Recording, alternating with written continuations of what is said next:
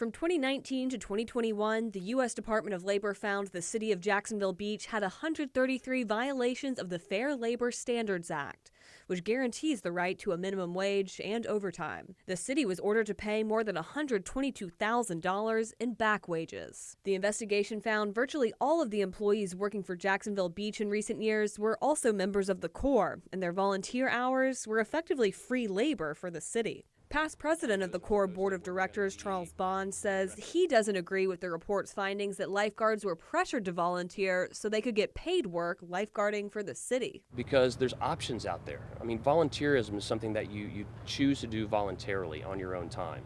And if they wanted to come down and be a paid lifeguard only, there are 3 other beaches within 3 miles of it that they had the option to go work for. The report also alleges a history of hazing rituals and voluntary attendance at a house party, where recruits have been subjected to physical abuse known as the Beltline to gain seniority with the Corps and Jacksonville Beach Ocean Rescue. A former lifeguard previously told the I-Team she ran the Beltline in 2012 when she was 16.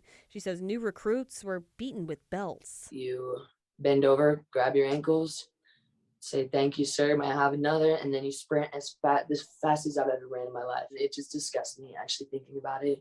Bond says the Beltline used to be run in public on the beach until 1998, but Corps leadership doesn't condone it now. What's happened off property, I can't attest to because I'm not part of it. After the report came out, the city dissolved the Corps. A spokesperson for the city telling the I-Team this week, quote, "The city believes that the report is an accurate account of the findings of the investigation and is consistent with federal labor laws. Going forward, it is the city's intention to fully comply with all federal labor laws and regulations as set forth by the Department of Labor." Many in Jacksonville Beach have come out in support of the Corps, with some of them speaking out at a city council meeting in February.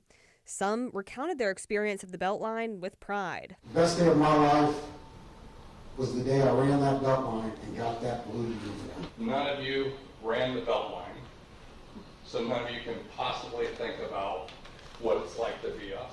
I was the Commodore, so I ran the Beltline first and last in my class. Bond says more than 2,500 people have signed a petition to let voters decide whether the Corps should continue to operate, with city-employed lifeguards no longer volunteering with the Corps.